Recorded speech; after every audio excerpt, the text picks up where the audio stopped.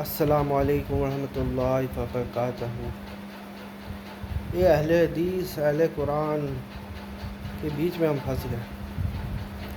یہ دونوں جو ہے ایک دوسرے کے اتنا ایکسٹریم ہے کہ کیا ہی بتایا جائے۔ دونوں سے بات کرنا جو ہے آلموسٹ ناممکن ہے، کیونکہ دونوں کے پاس عقل نہیں ہے۔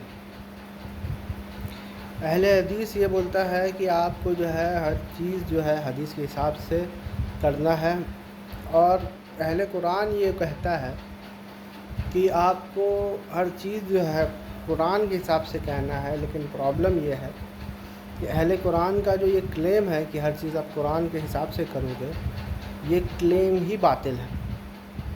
یہ اس لیے باطل ہے کیونکہ قرآن کے لینگویج کو وہ ڈسٹارٹ کر دیتے ہیں۔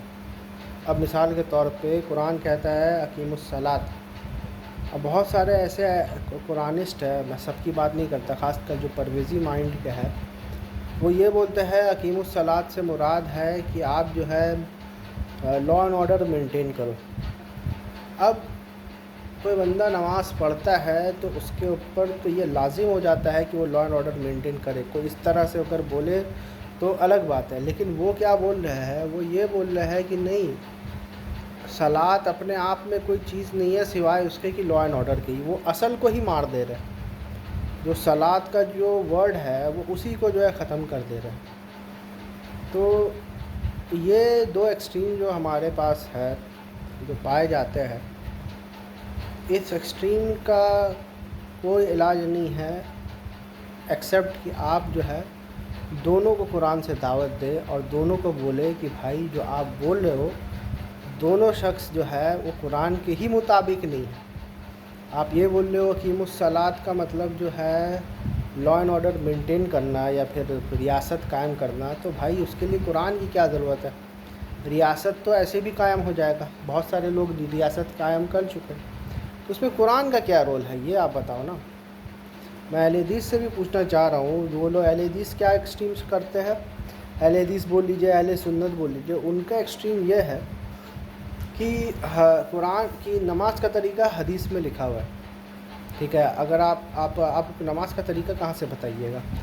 تو ان کو یہ بات سمجھنے کی ضرورت ہے کہ، اور قرآنسٹ کو بھی یہ بات سمجھنے کی ضرورت ہے کہ نماز، روزہ، حج، زکوٰۃ جو ہے یہ کوئی پہلی بار قرآن نے نہیں بتایا، یہ اس سے پہلے جو ہے پچھلے امتوں میں موجود تھی۔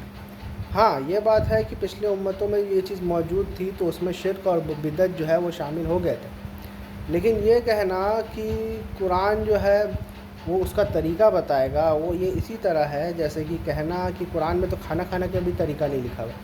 کیوں؟ کیونکہ آلریڈی لوگ پہلے سے کھانا کھا رہے ہیں۔ ہاں یہ شرک و بدعت جو شامل ہوئی تو نیا رسول جب آتا ہے تو اس شرک و بدعت کو ختم کر دیتا ہے، اور جو اصل سنت ہے یا اصل دین ہے اس کو جاری کر دیتا ہے، ٹھیک ہے؟ تو جو اصل دین جو کہ جاری ہو چکا ہے اس کے اوپر، یا پھر جو دین جو ہے یہود و نصارہ اور مشرکین مکہ پریکٹس کر رہے ہیں، اس کے اوپر جو ہے قرآن اس چیز کا تبصرہ کرتا ہے، قرآن اس چیز کے اوپر کمنٹ کرتا ہے۔ قرآن آپ کو سنت بیان نہیں کرتا، نہ ہی حدیث سنت بیان کرتی ہے، کیونکہ سنت تو پریکٹیکل دین کو کہتے ہیں، سنت جو ہے وہ تو پریکٹیکل دین کو کہتے ہیں، اور دین تو قرآن سے پہلے موجود ہے۔ تو جب دین جو ہے وہ قرآن سے پہلے موجود ہے تو پھر نماز پڑھنے کا تو دین جو ہے وہ قرآن و سنت میں ہے، ٹھیک ہے؟ پورا کا پورا دین جو ہے وہ قرآن اور سنت میں موجود ہے، اور دین جو ہے وہ ایکچولی قرآن سے پہلے ہے، آئسولیشن میں نہیں ہے۔ یہ دونوں جو ہے نا، اہل حدیث اور اہل قرآن، یہ دونوں جو ہے قرآن کو آئسولیشن میں لیتے ہیں۔ ایون یہ حدیث، جو اہل حدیث ہے وہ حدیث کو بھی آئسولیشن میں لیتے ہیں۔ حدیث کو بھی آپ کو چاہیے وہ اس کو قرآن کی روشنی میں پڑھنا چاہیے، اس کو آئسولیشن میں نہیں لینا چاہیے، اس کو انڈیپینڈنٹ نہیں لینا چاہیے۔ اسی طرح سے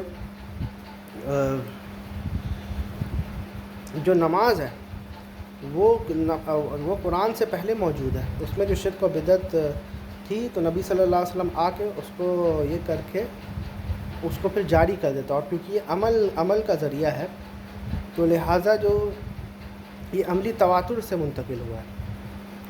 تو قرآن اور سنت جو ہے دونوں جو ہے مسلمانوں کے عملی تواتر سے منتقل ہوا ہے. جب آپ یہ سمجھ لائیے گا تو آپ کو پتہ چلے گا کہ قرآنسٹ کا جو کلیم ہے وہ ایک ایکسٹریم پہ ہے، اور اہل حدیث کا جو کلیم ہے وہ دوسرے ایکسٹریم میں ہے. جو حق بات ہے وہ دونوں کے بیچ والی بات ہے.